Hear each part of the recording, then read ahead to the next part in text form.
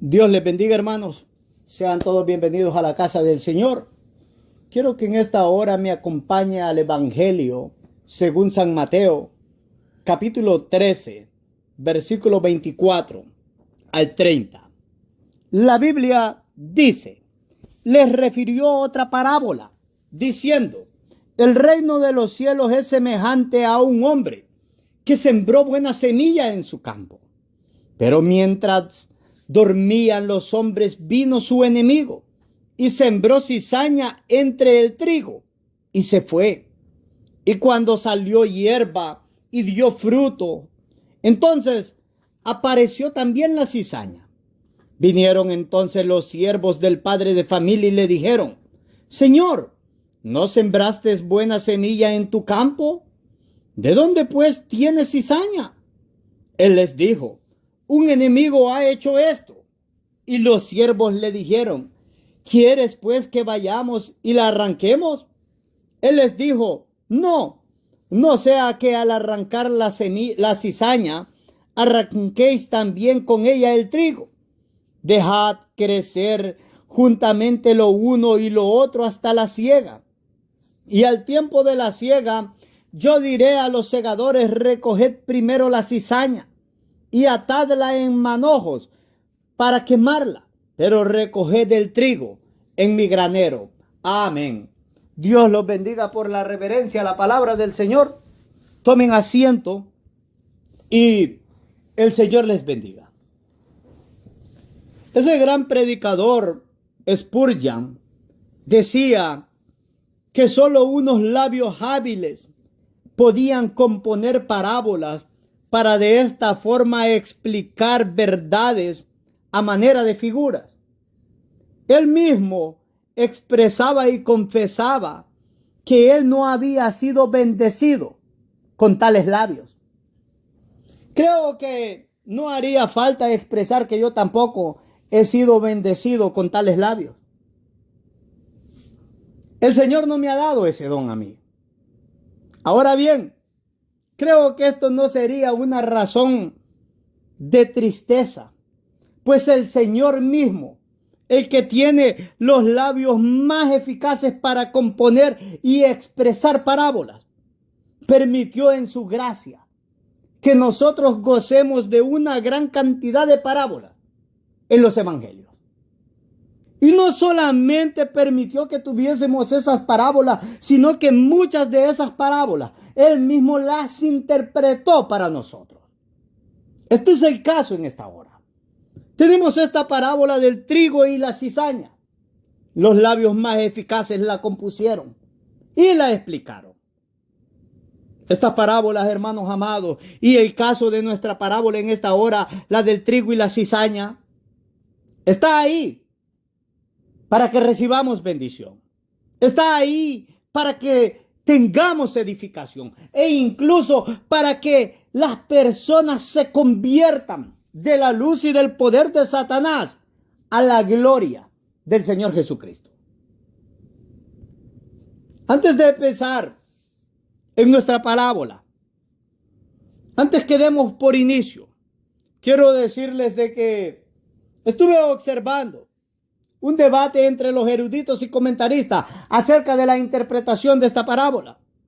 Creo que el debate en un sentido no debió haber tomado lugar. ¿Por qué? Porque nuestro Señor la explicó. Desde el versículo 36 hasta el 43, nuestro Señor explicó la parábola.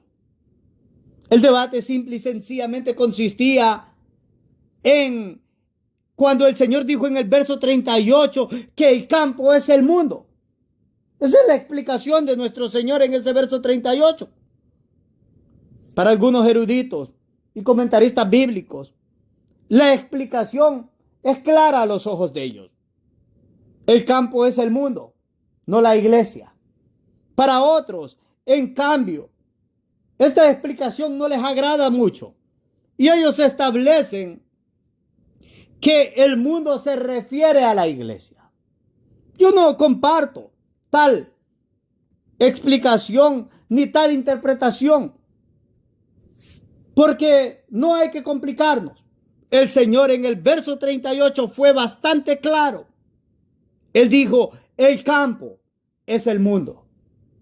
Esa es la interpretación que yo voy a sostener a lo largo de esta parábola. Porque esto fue lo que nuestro Señor dice. El texto griego simple y sencillamente establece eso. El campo es el mundo. Ahora, lo que aquí nos está diciendo es que en este mundo están creciendo juntos el trigo y la cizaña.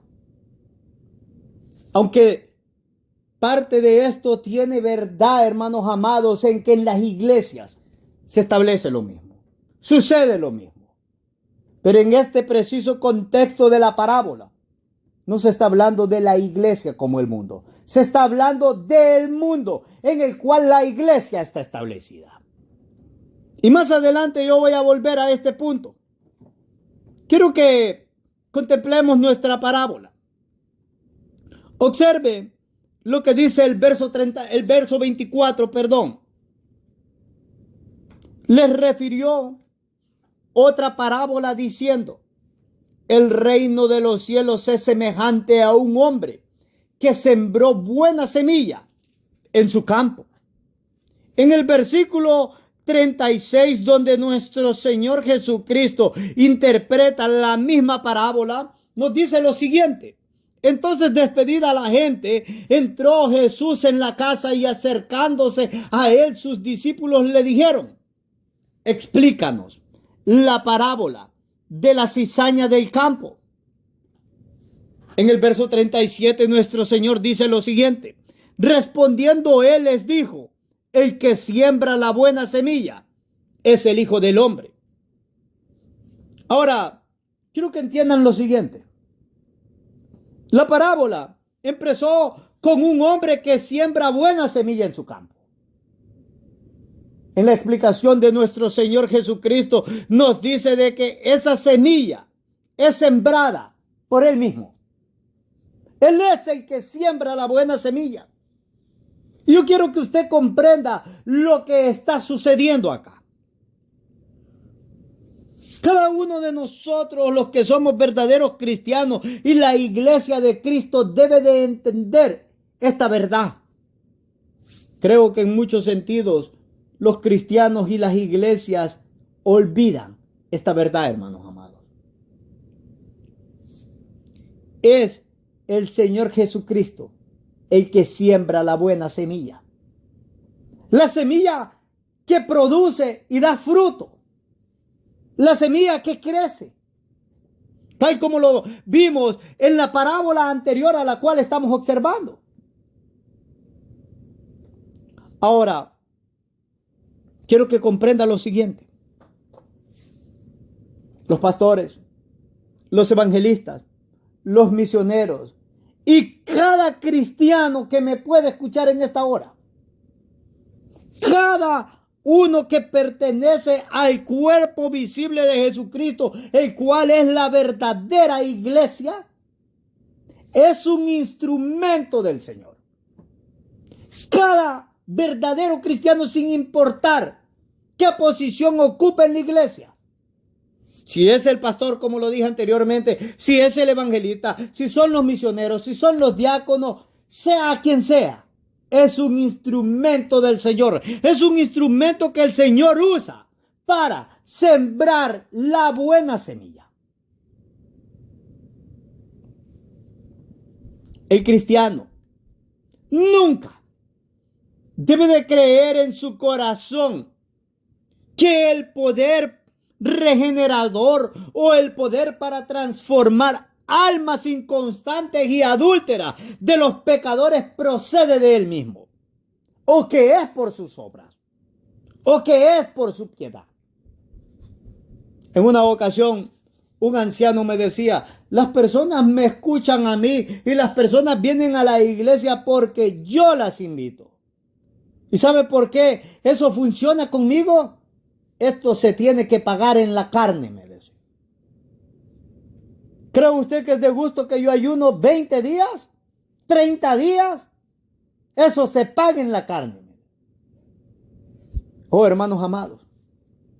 Es errado creer que el Señor usa un instrumento, lo hace porque en nosotros hay algo bueno, o porque nosotros movemos para que Él nos elija, para que nos use. La Biblia nunca enseña tal doctrina. La Biblia nunca enseña tal enseñanza. La Biblia enseña que los cristianos son instrumentos que el Señor usa y que usa por gracia. El apóstol Pablo entendía eso. ¿Qué podría decir algo acerca del ministerio del apóstol Pablo?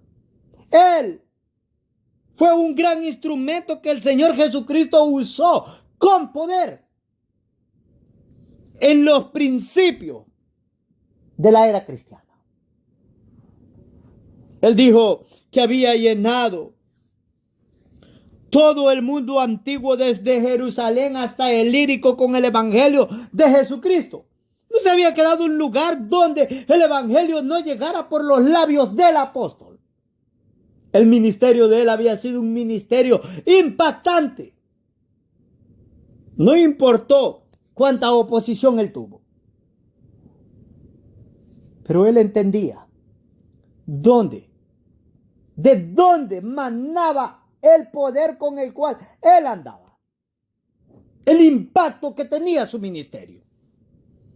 El apóstol Pablo dice en 2 de los Corintios, en el capítulo 2, en el versículo 14 al 16, y cito: mas a Dios gracias, el cual nos lleva siempre en triunfo en Cristo Jesús. Él está dando gracias a Dios porque los lleva de triunfo en triunfo. Y dice el apóstol: y por medio de nosotros manifiesta en todo lugar el olor de su conocimiento. ¿Está escuchando eso? Es por medio de ellos. Ellos son los instrumentos que Dios está usando.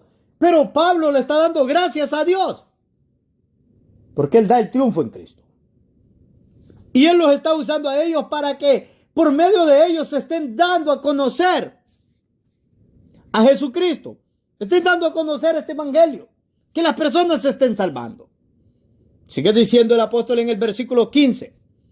Porque para Dios somos grato olor de Cristo en los que se salvan. Y en los que se pierden, a esto ciertamente olor de muerte para muerte. Y a aquellos olor de vida para vida. Oh, hermanos amados, esa es una doctrina que no se está predicando ahora. Hay personas que están escuchando el evangelio y no responden. Ellos van y están muriendo espiritualmente. Es triste, hermanos amados, que tantas personas no respondan a este evangelio. Con el propósito es que tengan vida, que sean un olor grato delante de la presencia del Señor. Pero aquellos que desean estar en inmundicia, en maldad, son una podredumbre delante de la santidad divina. Sigue diciendo el apóstol en la segunda parte de ese versículo 16. Y para estas cosas, ¿quién es suficiente? Dice el apóstol. ¿Para qué cosas?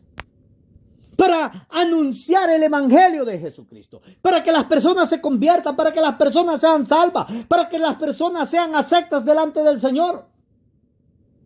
¿Quién es suficiente? Dice el apóstol.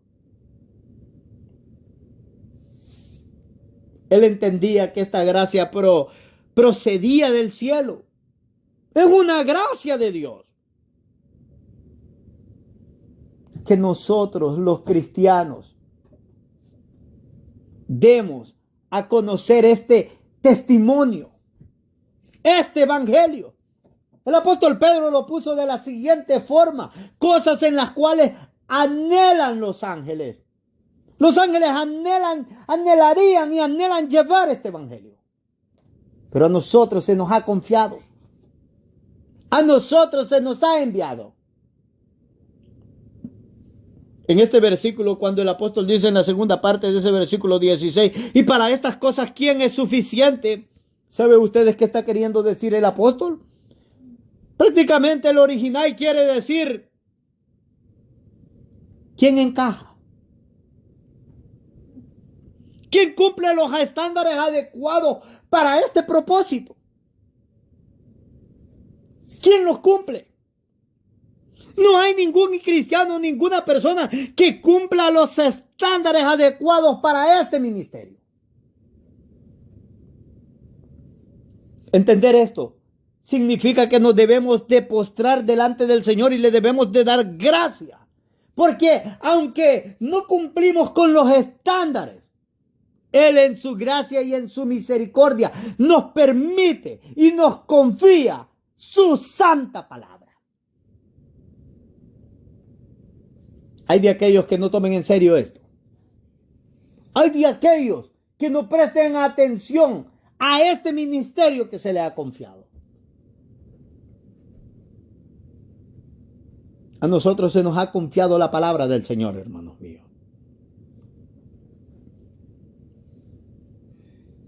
Por tanto, toda la honra y toda la gloria por cualquier resultado en el ministerio o en el evangelismo tiene que ser dada a Cristo y a Dios el Padre, a Dios el Espíritu Santo. No debemos de edificar nuestra casa del techo a los cimientos. No podemos hacer tal cosa. La casa se edifica del cimiento hacia arriba, hermanos míos.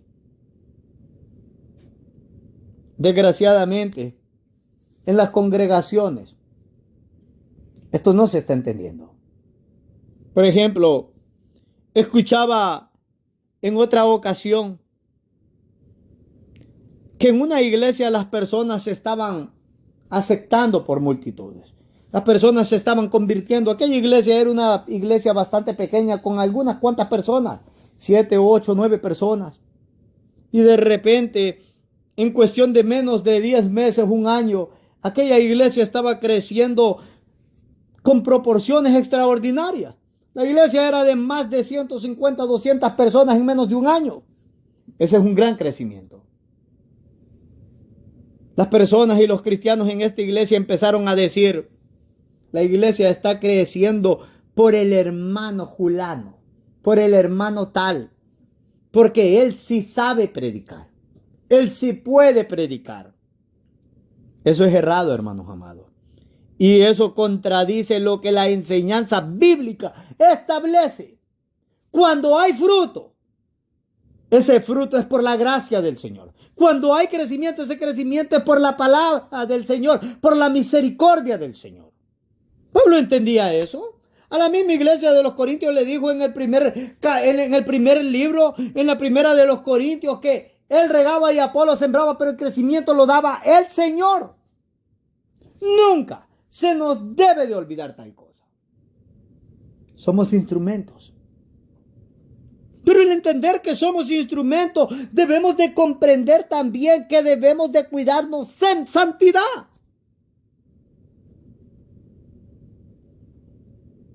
En santidad, ¿sabe lo que eso significa? Una verdadera santidad, una santidad pura, no solo algo externo. Algo que viene desde el interior, que tiene como único propósito la honra y la gloria del Señor. No en ignorancia, sino en toda ciencia.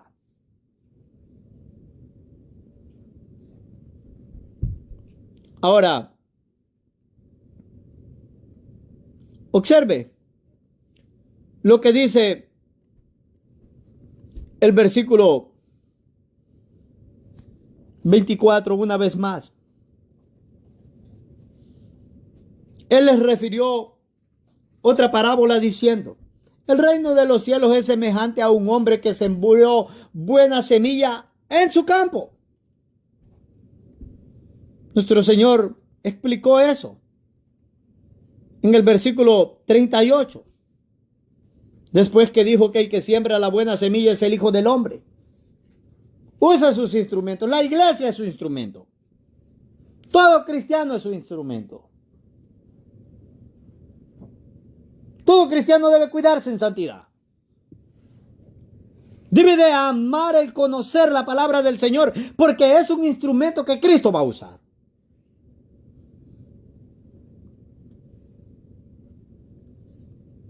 Este hombre, según se estableció en el verso 24, sembró buena semilla en su campo.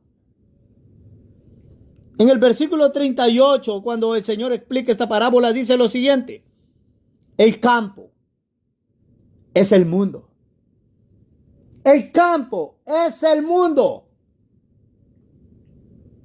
Y como lo expresé anteriormente, mi postura se refiere a que se está hablando del mundo en el cual la iglesia ha sido establecida. En ese versículo 38, el Señor sigue diciendo: la buena semilla son los hijos del reino y las cizañas son los hijos del malo.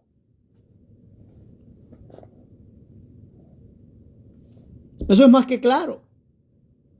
Como en esta iglesia siempre se ha establecido, hay dos familias antagónicas.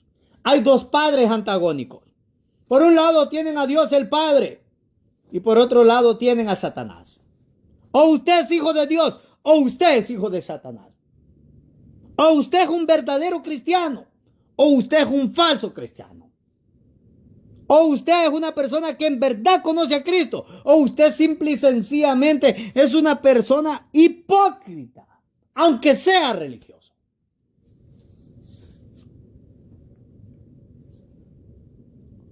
Como lo dije anteriormente, esta parábola no se refiere a la iglesia, señores.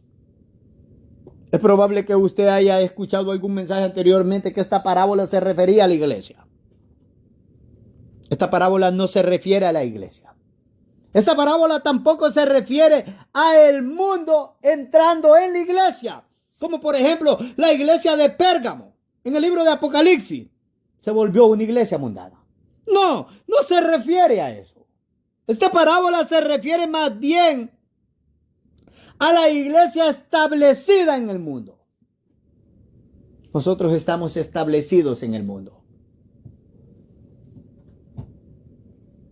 El apóstol dijo que aunque estábamos en la carne, no militábamos en la carne.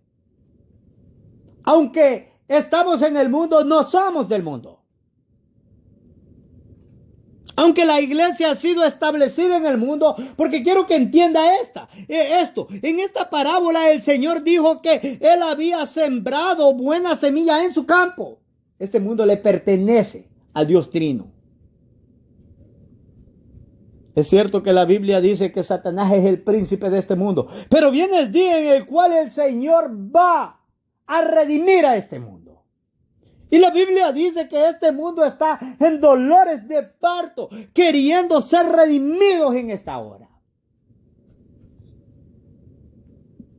Aunque Satanás haya sido un usurpador y sea el usurpador y haya tomado el dominio de este mundo por engaño, ese dominio que se le había dado al hombre, en el día en el cual Cristo va a volver a tomar ese dominio que le pertenece, pues Él es el creador. El mundo añora eso. La creación espera con ansias ese día.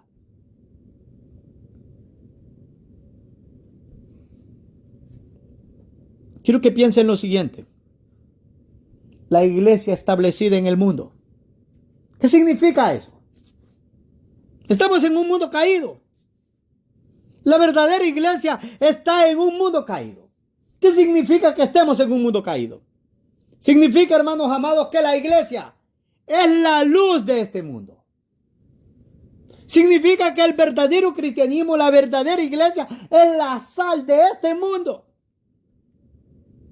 Como luz debemos de dar testimonio. Testimonio de la verdad. Tenemos que evangelizar. Tenemos que dar una muestra clara. Una muestra más que clara del amor de Dios. Del amor de Cristo. De su misericordia. De su compasión. De su bondad. De su perdón.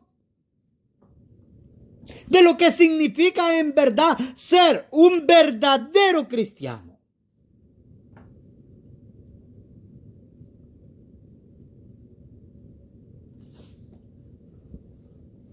como sal del mundo, nosotros no debemos de perder esa función, la cual se nos ha dado, de preservar la verdad. Hay muchas iglesias que lo han hecho. Hay muchas iglesias que leen la Biblia, pero la verdad no está ahí. La tuerzan y la retuercen. El apóstol Pedro dijo que la torcían para su propia condenación. Usted puede tener la Biblia y torcerla e irse al infierno al fin del día. Irse al infierno. No es una garantía que la Biblia esté en las iglesias, que esas personas van a ser salvas. No es una garantía que las personas vean visiones. No es una garantía que las personas tengan ciertos dones espirituales visibles. Cuando la vida de ellos no está conformada a la verdad de la palabra del Señor.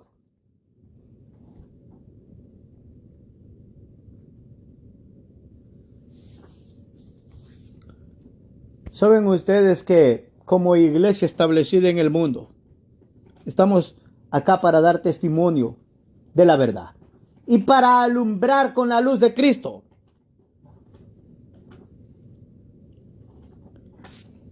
No estamos acá como iglesia o como cristianos para hacer ejercicio de una función la cual no se nos ha permitido ni se nos ha establecido. ¿A qué me refiero? A impartir juicio. Desgraciadamente las iglesias en nuestros días, las iglesias están muy dispuestas a impartir juicio. Esa no es una función de la iglesia. A la iglesia no se le ha dicho que ella va a ser la que imparte juicio. La iglesia está para dar testimonio del amor de Cristo, para evangelizar a las personas, para dar testimonio de un verdadero cristiano.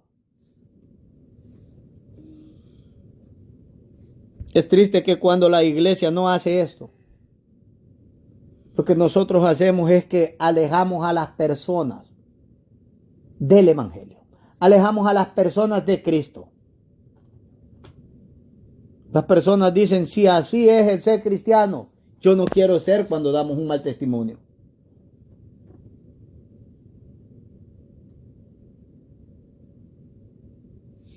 La iglesia no debe de ser como un imán que repele. Debe de ser como la parte del imán que atrae. Ahora bien, hay otro error en la enseñanza en cuanto a esta parábola. Y quiero que entienda lo siguiente. Como lo dije anteriormente, esto no es la iglesia. No se está hablando de la iglesia. Hay personas y pastores haraganes, sinvergüenzas, ignorantes, necios, y que no están siendo guiados por el Señor, que vienen y explican esta parábola de la cizaña y el trigo y la cizaña, y dicen ellos entonces, ¿saben qué? Ustedes pueden ver ahí cómo el Señor no permitió que se cortara la cizaña antes, sino que dijo que se creciera juntos. Eso significa que nosotros podemos estar aquí juntos con los impíos como si nada pasa. La Biblia no enseña eso. Esta parábola nunca tiene, hermanos amados, como propósito, como intención, dar licencia a los impíos en la comunión de los santos. Esta parábola nunca tiene el propósito de abolir la disciplina en la iglesia. Esta parábola nunca tiene el propósito de evitar o de dejar de un lado la excomulgación, o dicho de otras palabras, la expulsión de falsos cristianos. Porque si esta parábola dijera tal cosa, esta parábola estaría contradiciendo la doctrina bíblica enseñada en otros pasajes bíblicos. Debemos de prestar atención. Y como lo he dicho en muchas ocasiones anteriores, Spurgeon dice que hay predicadores que predican desde los púlpitos a los cuales Satanás les aplaude y les dice, grita más fuerte. Porque están enseñando palabra que no es verdadera. Porque están engañando a las personas. A mí me han dicho otros cristianos que me llenan de ternura y de amor, y a la misma vez me preocupan grandemente por la ignorancia con la cual se conducen. Usted sabe, no podemos juzgar nada porque debemos de dejar el trigo y la cizaña que crezcan juntos. Entonces no podemos decir que algo está mal en la iglesia. Como lo expliqué anteriormente, esta parábola no establece eso. Tal enseñanza es errónea. Tal enseñanza no es bíblica. Permítame repetir lo que he dicho anteriormente. Esta parábola no tiene la intención de dar licencia a los impíos en la comunión de los santos. No tiene la intención de abolir la disciplina en la iglesia. No tiene la intención de dejar de un lado la expulsión de los falsos cristianos. Porque tal cosa contradijera la verdadera doctrina bíblica. Alguien dirá, es lo que Giovanni dice. No, escuche palabra del Señor.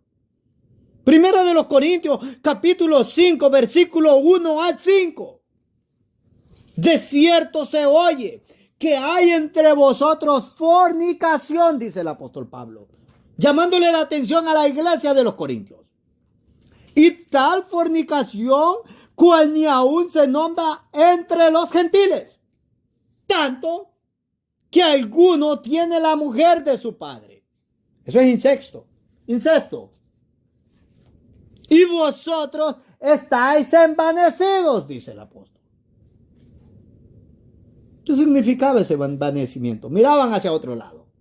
No les importaba ejercer disciplina cristiana. No les importaba. No tenían un verdadero celo. Sigue diciendo el apóstol Pablo. ¿No deberíais más bien haberos lamentado para que fuese quitado de en medio de vosotros el que cometió tal acción? Hay iglesias que juzgan de que la fornicación o el adulterio no es algo serio. Esto es serio, señores. Los pecados de fornicación y adulterio condenan, señores. Condenan. Ningún fornicario, ningún adúltero va a heredar el reino de los cielos. Y no me venga con la patraña, pero Dios es amor. Los fornicarios y los adúlteros no van a heredar el reino de los cielos, señores. Sigue diciendo el apóstol en el versículo 3. Ciertamente yo como ausente en el cuerpo, pero presente en espíritu, ya como presente he juzgado al que tal cosa ha hecho. ¿Qué significa que él haya juzgado? Escuche lo que dice él. Este es el veredicto del apóstol lleno del Espíritu Santo e inspirado por el Espíritu para que nos escriba esta palabra. En el nombre de nuestro Señor Jesucristo, reunidos vosotros y mi espíritu con el poder de nuestro Señor Jesucristo, el tal sea entregado a Satanás. ¿Quién?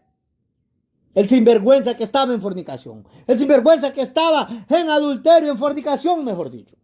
El tal sea entregado a Satanás. ¿Sabe qué significa eso? Sea sacado de la iglesia, sea expulsado de la comunión de los santos. ¿Qué pasa cuando es entregado a Satanás? Es entregado para la destrucción de la carne. Se le deja sin el amparo de la iglesia. Se le deja sin el amparo de las oraciones. Se le deja sin el amparo, sin la bendición, hermanos amados, de lo que significa estar dentro de la comunidad cristiana, dentro de los beneficios de pertenecer a una iglesia verdadera. El tal se ha entregado a Satanás para la destrucción de la carne, a fin de que su espíritu sea salvo en el día del Señor. Le voy a decir lo que esa segunda parte no significa.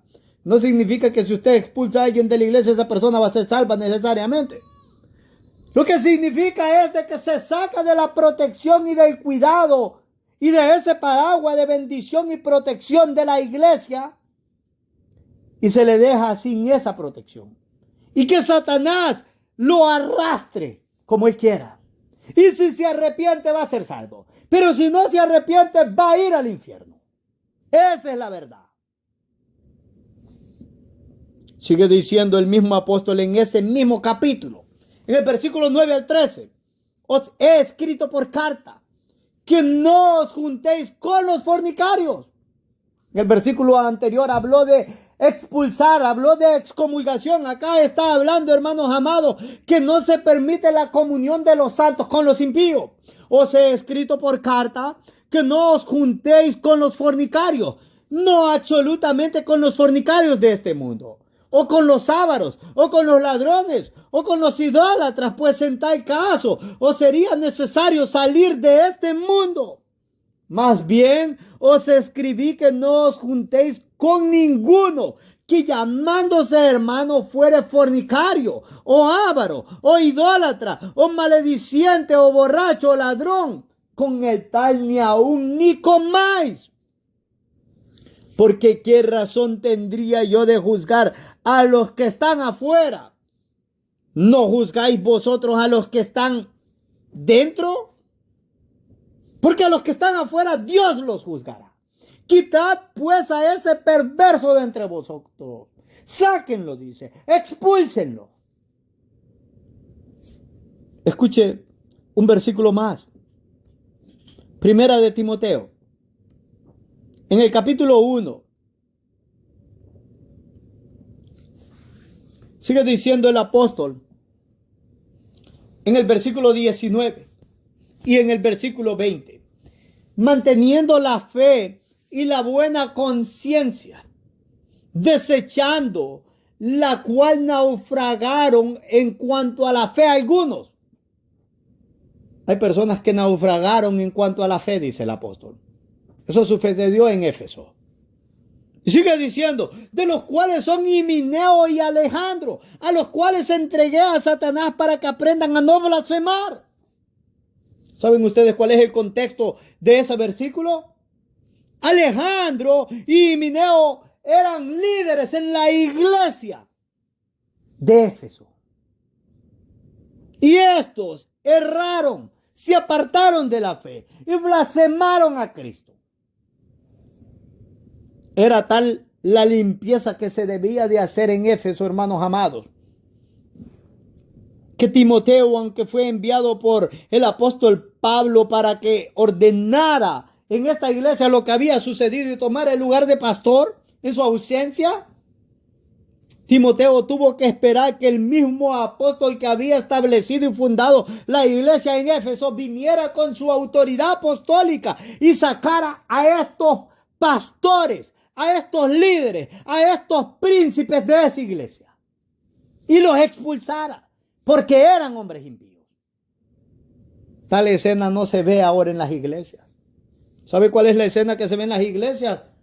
Cuídate de hablar del pequeñito del Señor. Cuídate de hablar del ungido del Señor. Recuerda las palabras de David. ¿Cómo voy a tocar al ungido de Jehová? Eso es lo que se le enseña a la iglesia. Y la iglesia está muy cómoda con la ignorancia espiritual.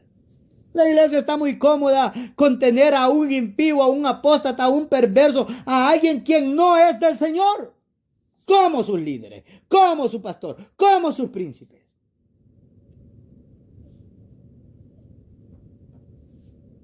Ustedes saben, si yo estuviera y pasara acá una hora haciéndolos reír, hermanos amados, todos prestaran una gran atención. No se perderían los chistes. Las visualizaciones quizás en los mensajes tendrían 2,000, 10,000, 100,000 visualizaciones. ¿No tendrían 7, 8 visualizaciones? Los mismos de la iglesia escucharían el mensaje, o mejor dicho, las payasadas, con mucha alegría y mucho empeño. No estarían haciendo quehaceres. La media de la visualización no fuera 10 o 15 minutos. Como dice el análisis en la página ahí en Facebook. En YouTube.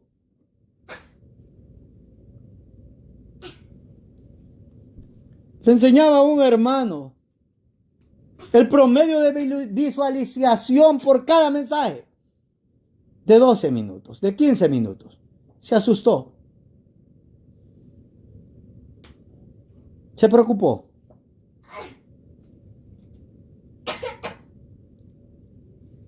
Esto no es juego, señores. Esto no es juego. Yo no voy a dar cuentas por ustedes ni ustedes por mí. Si yo les predico la palabra de una forma correcta, es de ustedes si hacen lo que es correcto o no. Pero volviendo atrás, esta parábola que estamos contemplando no tiene como intención abolir la disciplina y la expulsión cristiana, ni tiene como propósito unir a los impíos con los verdaderos santos. Eso no es una doctrina bíblica. Quiero que regrese al versículo 25 de nuestra parábola. Espero que no haya olvidado dónde estábamos. Mateo, capítulo 13 y el versículo 25.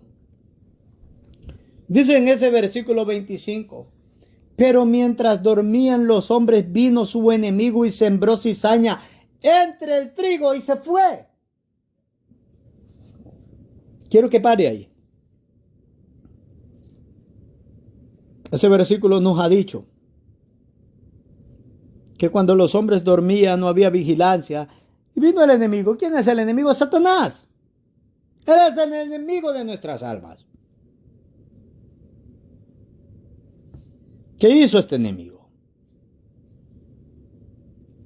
Lo único que hizo fue esparcir la cizaña en el campo que había sido sembrado con buen trigo, con buena semilla. Quiero que me entienda lo siguiente. Satanás basta con que siembre a sus hijos en un lugar y él se puede marchar. Sus hijos van a hacer su labor. Ellos se van a oponer al evangelio. Ellos se van a oponer a la palabra del Señor. Ellos se van a oponer a la iglesia. A la santa iglesia. A la iglesia que predica la verdad.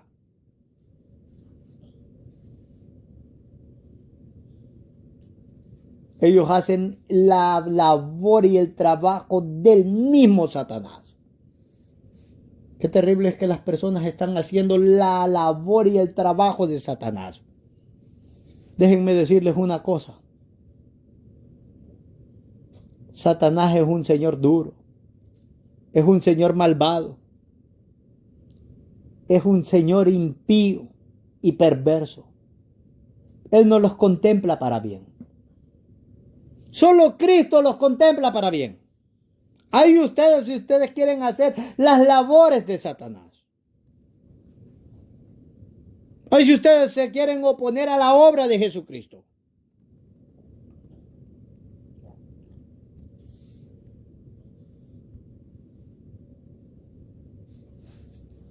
Quiero que piensen un momento en la iglesia.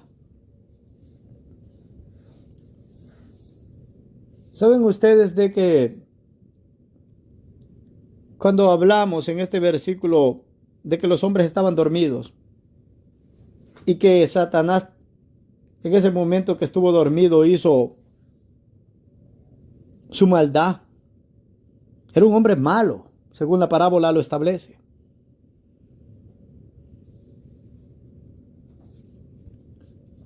¿Saben ustedes que Satanás también entra en las congregaciones de una forma descuidada cuando la iglesia deja de vigilar? Cuando la iglesia baja la vigilancia. ¿Saben ustedes que en ocasiones las congregaciones de una forma necia depositan la vigilancia espiritual de todo un concilio, de toda una congregación en un solo hombre? ¿O en un puñado de personas? Eso no debe de ser así. Si esos hombres fallan, si esos hombres se descuiden, todo va en mal camino.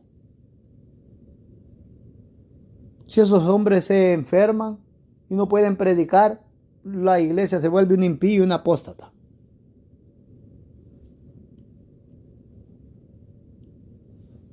La vigilancia en las congregaciones no debe de ser establecida en un solo hombre o en un par de hombres. Todo y cada cristiano está llamado a que sea vigilante en su cristianismo, en su iglesia.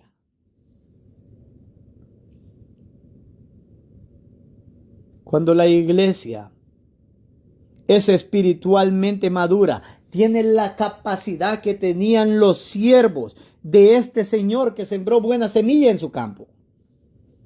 En el verso 26 al 29 se nos detalla de una forma clara. Al solo que se empezó a brotar y empezaron a haber fruto, ellos diferenciaron. Había trigo y había cizaña entremezclado.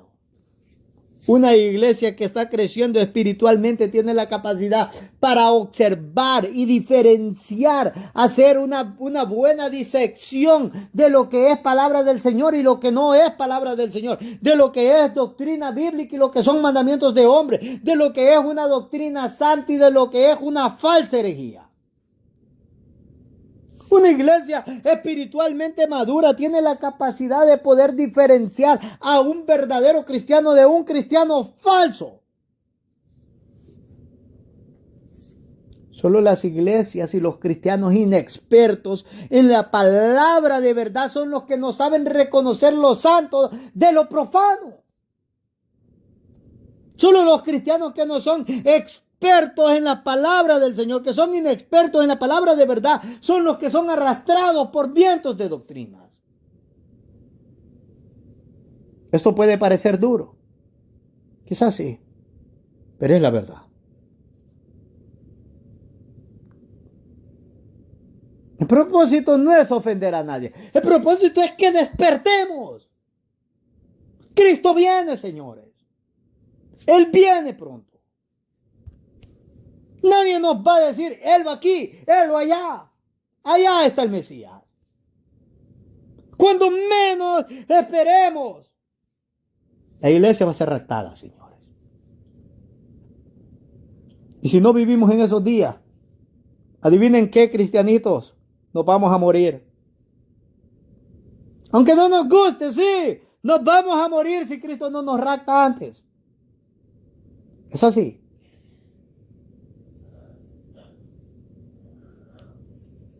Y si no nos morimos, y si no nos vamos en el rapto, es que somos apóstatas en iglesias.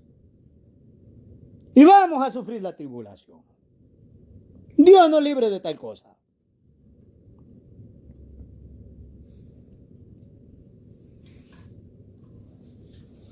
Quiero establecer lo siguiente.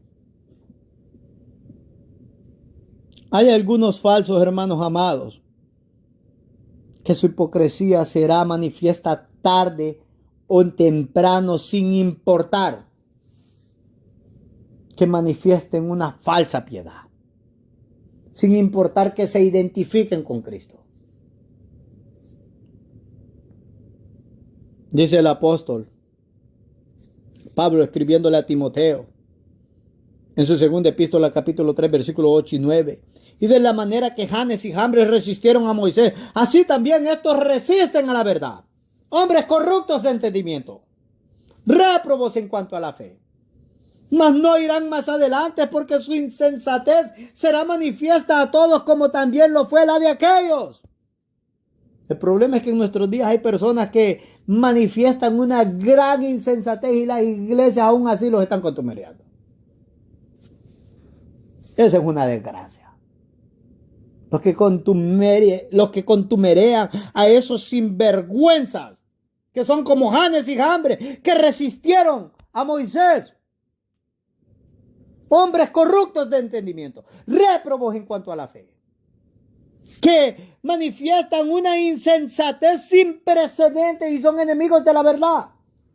Esos hombres que están siendo contumereados en la iglesia por otros hombres corruptos de entendimiento.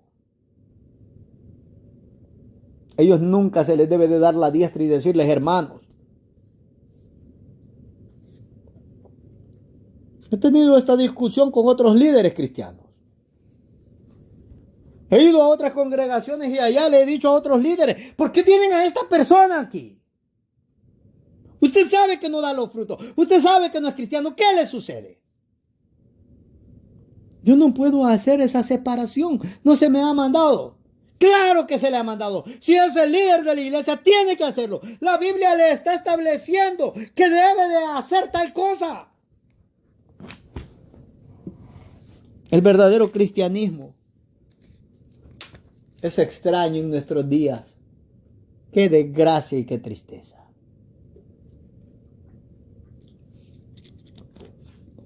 Creemos nosotros que ser verdaderos cristianos significa no ponernos la vacuna del COVID.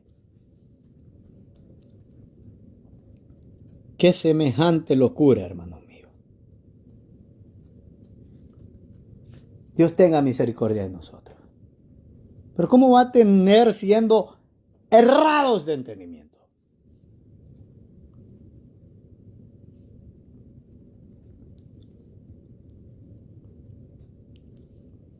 Quiero que observe, hermanos amados, el versículo 30. El Señor dijo, dejad crecer juntamente lo uno con lo otro, hasta la siega. Y al tiempo de la siega yo diré a los segadores, recoged primero la cizaña y atadla en manojos para quemarla, pero recoged el trigo en mi granero. La interpretación de esos versículos la encontramos en los versículos 39 al 40, al 42. ¿Qué dijo el Señor? El enemigo que la sembró es el diablo. Él sembró la cizaña en el mundo. La siega es el fin del siglo. Los segadores son los ángeles. De manera que como se arranca la cizaña y se quema en el fuego, así será en el fin de este siglo. Enviará el Hijo del Hombre, eso es Jesucristo, a sus ángeles. Y recogerán de su reino a todos los que sirven de tropiezo y a los que hacen iniquidad. Y los echarán en el horno de fuego. Allí será el lloro y el crujir de dientes. Ahora quiero que entiendan lo siguiente. En la explicación nuestro Señor nos dijo que el enemigo que está haciendo destrozos en este mundo es Satanás, es el diablo. Él nos dijo que la siega en la cual se va a hacer esa separación de entre el trigo y la cizaña es en el fin de este siglo. ¿Sabe qué significa eso? Eso está hablando de la segunda venida de Cristo. Eso no está hablando del rapto de la iglesia. Cuando se haga esa separación significa que la iglesia ya fue sacada de la escena. La iglesia ya fue tomada en el rapto. La iglesia ya no va a estar aquí. Eso es en el fin del siglo. Eso es en el preciso momento antes de que el reino milenario se establezca. Los segadores para impartir ese juicio, según lo estableció nuestro Señor, son los ángeles, no la iglesia. Esa es una referencia, hermanos amados, a Apocalipsis 14, 14 al 20. ¿Y qué dice Apocalipsis 14, 14 al 20? Yo sé, ya quieren que termine. Ya vamos a terminar. Es probable, hermanos amados, que muchas personas no hayan leído este pasaje. Lo vamos a leer para bendición suya. ¿Qué dice Apocalipsis 14, capítulo 14, del 14, versículo 14 al 20? Miré, y he aquí una nube blanca, y sobre la nube uno sentado semejante al Hijo del Hombre, que tenía en la cabeza una corona de oro, y en la mano una hoz aguda. Y del templo salió otro ángel, clamando a gran voz al que estaba sentado sobre la nube: meted tu hoz y ciega. Mete tu hoz y ciega, porque la hora de cegar ha llegado, pues la mies de la tierra está madura. Y el que estaba sentado sobre la nube metió su hoz en la tierra, y la tierra fue cegada. Salió otro ángel del templo que está en el cielo, teniendo una hoz aguda. Y salió del altar otro ángel que tenía poder sobre el fuego, y llamó a gran voz al que tenía la hoz aguda, diciendo: mete tu hoz aguda y vendimia los racimos de la tierra, porque sus uvas están maduras. Y el ángel arrojó su hoz en la tierra y vendimió la viña de la tierra, y echó las uvas en el gran lagar de la ira de Dios. Y fue pisado el lagar fuera de la ciudad, y del lagar salió sangre hasta los frenos de los caballos por 1200 días. Por 1200 estadios, perdón. ¿Sabe de qué está hablando acá? Juicio, el juicio final. Un juicio que también fue, hermanos amados, profetizado por el profeta Isaías en el capítulo 63 de su profecía. Empieza Isaías en el primer versículo de ese capítulo 63.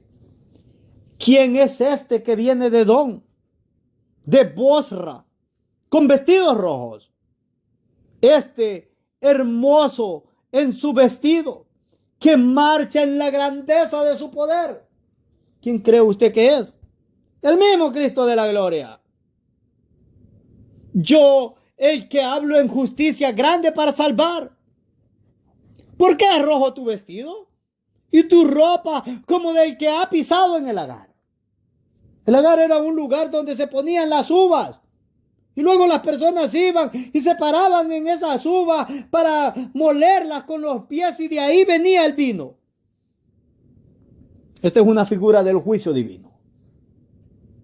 Dice el versículo 3 de ese capítulo 63 de la profecía de Isaías: he pisado yo solo el lagar, y de los pueblos nadie había conmigo. Los pisé con mi ira. Dios se aira, señores. Y los hollé con mi furor. Dice Jonathan Edwards: cuando nosotros encontramos en una misma oración la palabra ira y furor, eso nos debería de hacer temblar. ¿Cuál es el grado del enojo del Dios eterno cuando Él en una sola sentencia pone las palabras ira y furor? El problema es que las iglesias y las personas que están escuchando el mensaje ya no están explicando lo que la Biblia está diciendo.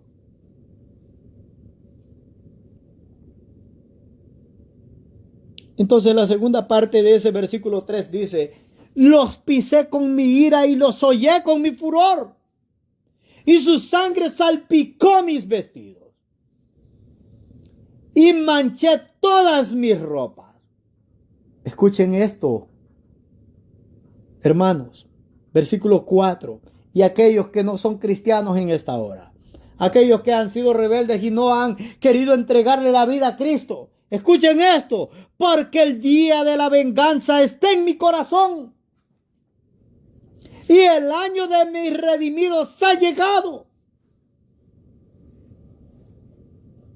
¿Usted cree en un Dios de amor? La Biblia habla de que Dios es un Dios de amor. Pero la Biblia también dice de que Dios es un Dios que toma venganza de sus enemigos. Y si usted no está en Cristo, usted es enemigo del Señor. No importa que tenga un buen trabajo, no importa que tenga una gran casa, no importa que tenga mucha plata en el banco, no importa que tenga buenos carros, no importa nada. No importa que no se enferme. Usted es un enemigo del Señor si no tiene a Cristo en el corazón. Y si es un enemigo de Cristo, usted va a ser el receptor de la venganza de Dios. Eso no es un buen premio que usted se ha llevado, déjeme decirle.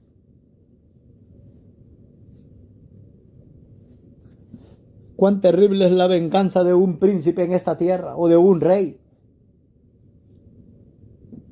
Cuán más terrible es la venganza del Dios eterno, hermano mío. Dice el versículo 5 de ese capítulo 63 de la profecía de Isaías: miré y no había quien ayudara, y me maravillé que no hubiera quien sustentase, y me salvó mi brazo, y me sostuvo mi ira, y con mi ira hollé a los pueblos, y los embriagué en mi furor, y derramé en tierra su sangre.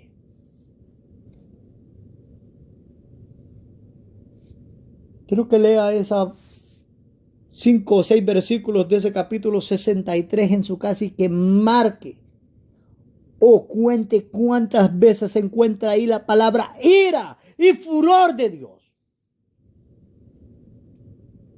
Dios es un Dios que se aira y se llena de furor, señores.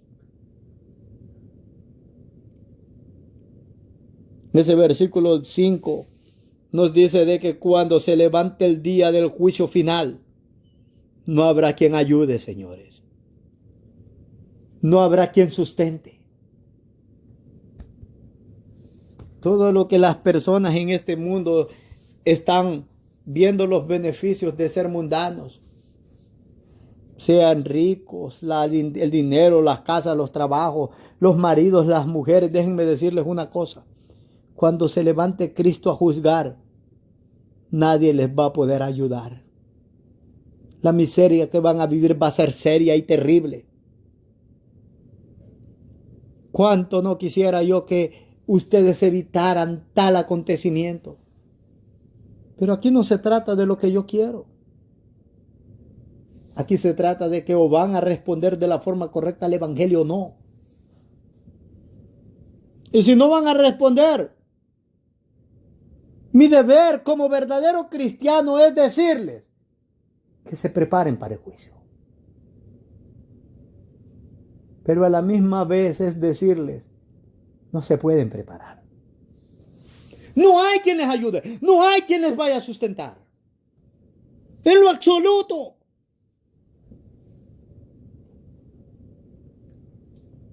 Vuestra miseria será grande si persisten en estar en el pecado, si persisten en darle la espalda a Cristo.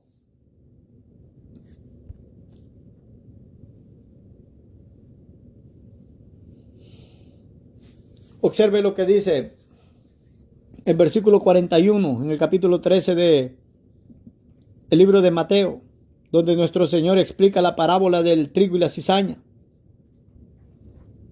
Dice el verso 41, enviará el Hijo del Hombre a sus ángeles y recogerá de su reino. Es que, hermanos amados, quiero que entiendan esto. A las personas que no son cristianas, les guste o no, este es el reino del Mesías. Este es el reino del Mesías.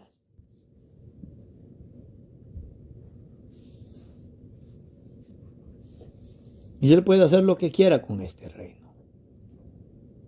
¿Y sabe qué hará? Él enviará a sus ángeles y recogerá de su reino a todos los que sirven de tropiezo y a los que hacen iniquidad. Hablemos por un momento de eso, ya vamos a ir terminando. Y espero que la visualización de este mensaje en YouTube no sea 15 minutos de media, el average, el promedio de las personas que están viendo este mensaje. Es una desgracia. Cristianos que no van a la iglesia y miran 15 minutos de promedio del mensaje. Es una desgracia, hermanos amados. Pero bien. Hablemos de los que sirven de tropiezo. ¿Qué significa? ¿Cuál es la magnitud de servir de tropiezo? Nosotros damos causas para que las demás personas pequen. Damos motivos para que las personas pequen. Ya sea por impedir una acción justa o por promover una conducta pecaminosa. Si nosotros vamos a dar motivo para que las personas pequen y sean desobedientes al Señor Jesucristo, nosotros vamos a recibir juicio del cielo. Eso es lo que nos está diciendo este texto. El apóstol Pedro se opuso a que el Señor Jesucristo fuera a la cruz. Cristo lo reprendió duramente.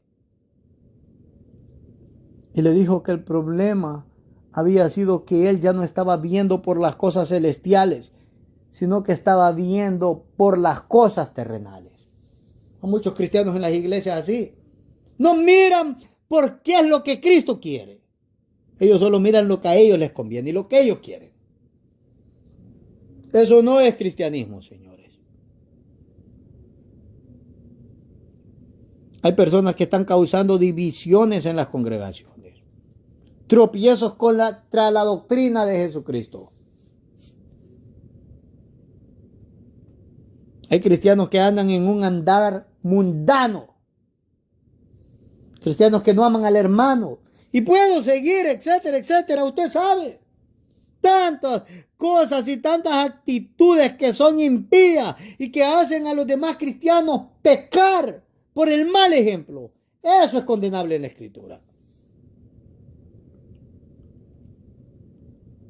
Esa es la primera categoría, los cuales los ángeles van a recoger al final de este siglo, antes de que entremos a la era milenaria, al milenio.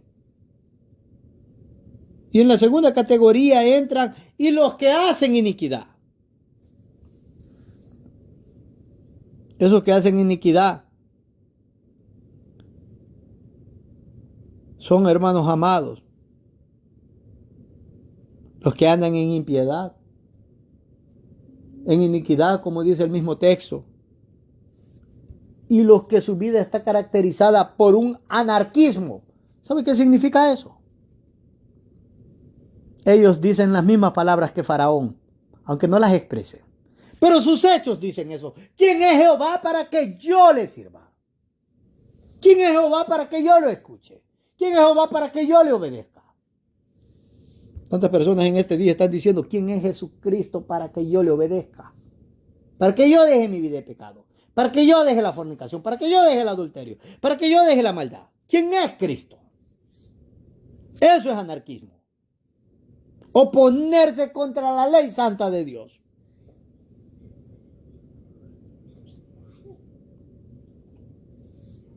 En este grupo, la idea principal consiste en que estas personas no están dispuestas a ser obedientes y a obedecer a la perfecta ley de Dios. No están dispuestos a hacer eso. Y yo le voy a decir una cosa. Aunque las personas digan las palabras de Mateo 7, 21 al 23. Dijo el Señor en esos versículos, no todo el que me dice Señor, Señor entrará en el reino de los cielos. Hay muchas personas que están diciendo, Señor, Señor, Chuchito, Jesús es amor, oh Dios, oh esto, oh lo otro. Pero Cristo dice, no todo el que me diga Señor, Señor. No todo el que me diga Chuchito. No todo el que me diga mi Señor. No todo el que me diga Dios. No todo el que me diga lo que me quiera decir. Y que se comporte amistosamente conmigo.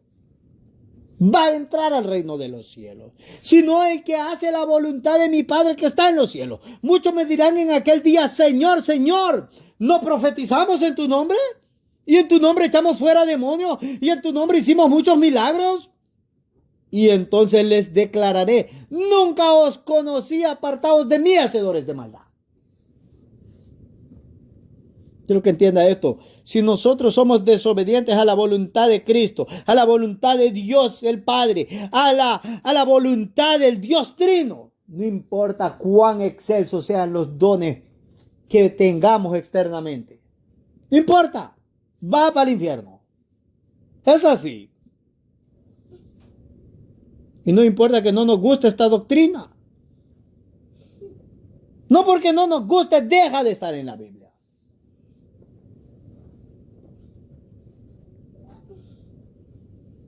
Escuche lo que dice el verso 42.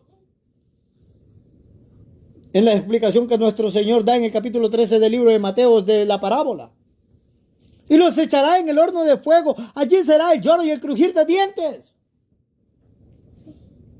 Eso es el castigo eterno, señores. Qué figura tan extraordinaria. El horno de fuego. ¿Qué significa? Va a haber sufrimiento, va a haber dolor, va a haber angustia eterna. Ahí será el lloro y el crujir de dientes.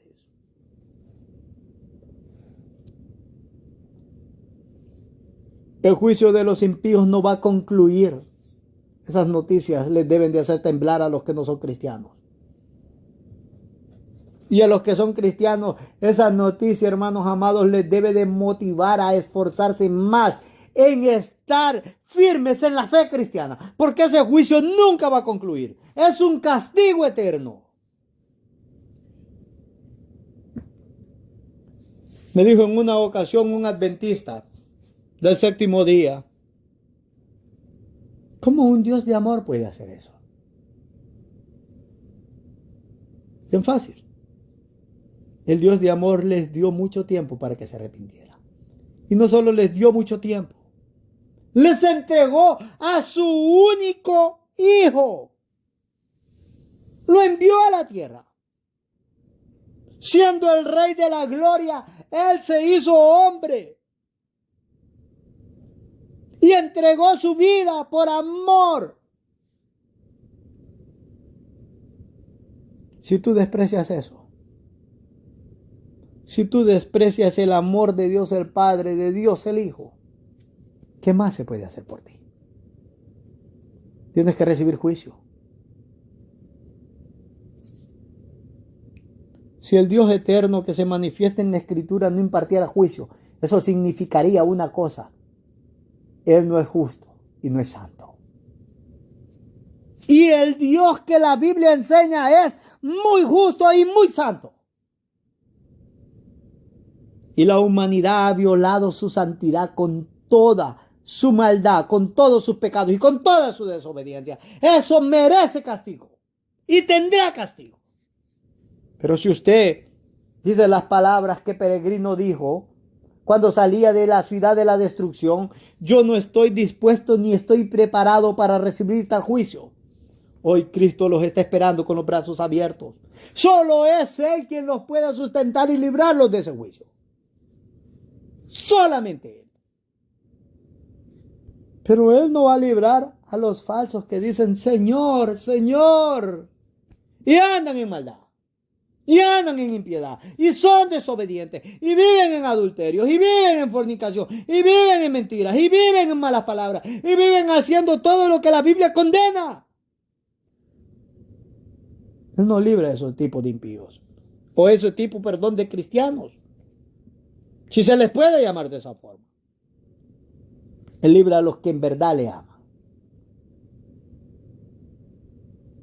Ese versículo 42 es más que claro que el enemigo de sus almas, Satanás, está engañando miles de personas. Él les está diciendo que tal juicio nunca va a tener lugar. Este versículo 42 y toda la Biblia es más que clara al enseñarnos que viene un día de juicio. Lo vimos en Isaías, lo vimos en el libro de Apocalipsis, lo estamos viendo en Mateo. Por donde pase usted va a encontrar esa verdad.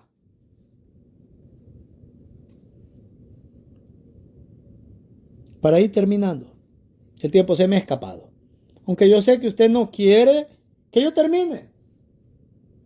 Yo sé que la iglesia aquí en América tiene ese celo que la iglesia en China está teniendo en esta hora. Porque están siendo perseguidos.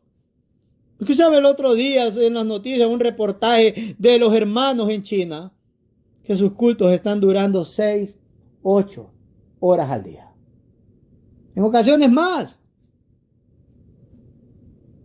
La iglesia en América, sus cultos duran 45 minutos. Y si dura 2 horas y media, esa iglesia está envanecida no porque están teniendo un culto largo, sino porque creen que por su ortodoxia son grandes cristianos. Cuando no manifiestan los verdaderos frutos de la verdadera iglesia de Cristo.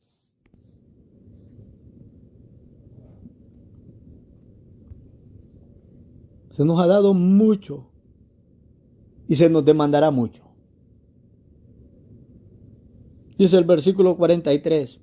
Entonces los justos resplandecerán como el sol en el reino de su Padre. El que tiene oídos para oír, oiga.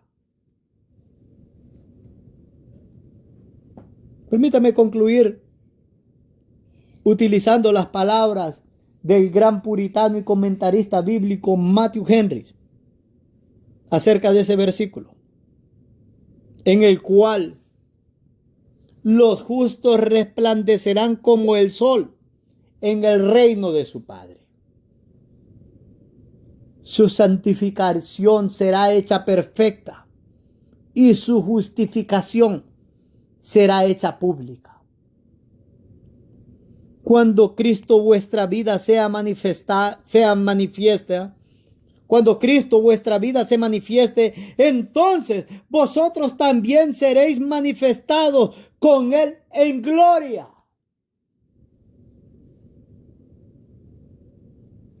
Si hay una palabra de enseñanza, Si hay una palabra de exhortación en esta hora, la alabanza, la honra y la gloria sea para el Señor Jesucristo. Si alguien quiere entregarle la vida al Salvador del mundo en esta hora, bien puede. Vamos a ir en palabras de oración y Dios los bendiga por la reverencia a su palabra. Amén y amén.